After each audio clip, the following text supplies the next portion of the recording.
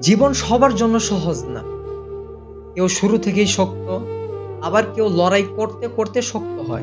আপনি হয়তোবা অনেকবার ভেঙে পড়েছেন, আপনার স্বপ্নগুলো মাঝপথেই থেমে গেছে। কিন্তু মনে রাখবেন, এই থেমে যাওয়া মানেই কিন্তু শেষ নয়। আপনার ভুল হয়েছে, ব্যর্থতা এসেছে, এটা লজ্জার নয়। লজ্জিত আপনি তখনই হবেন, যখন আপনি চেষ্টা করার সাহস হারিয়ে ফেলবেন।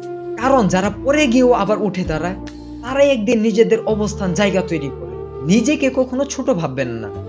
কারণ আপনার মাঝে যে শক্তি আছে, সেটাকে এখন পর্যন্ত আপনি নিজেও চিনতে পারেননি। আজ হয়তোবা আপনার কথায় কেউ বিশ্বাস করতে চায় না। কিন্তু আগামীকাল তারা ঠিকই জিজ্ঞাসা করবে, "তুমি এটা কিভাবে পেরেছিলে?"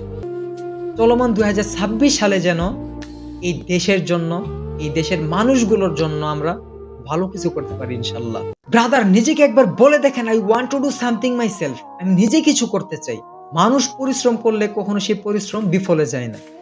বিগত দিনগুলোতে আমাদের যে সমস্ত ভুল হওয়া দরকার হয়ে গেছে, সেদিকে আর না তাকিয়ে আমরা আগামী দিনগুলোতে কিভাবে ভালো কিছু করতে পারি, সেই চেষ্টায় থাকবো ইনশাআল্লাহ। সবাই আমার জন্য দোয়া করবেন, আমার নেশন ফ্যামিলির জন্য দোয়া করবেন। সবার সাথেই দেখা হচ্ছে খুব দ্রুতই। সকলে এতদিন ভালো থাকুন, সুস্থ থাকুন। আসসালামু আলাইকুম।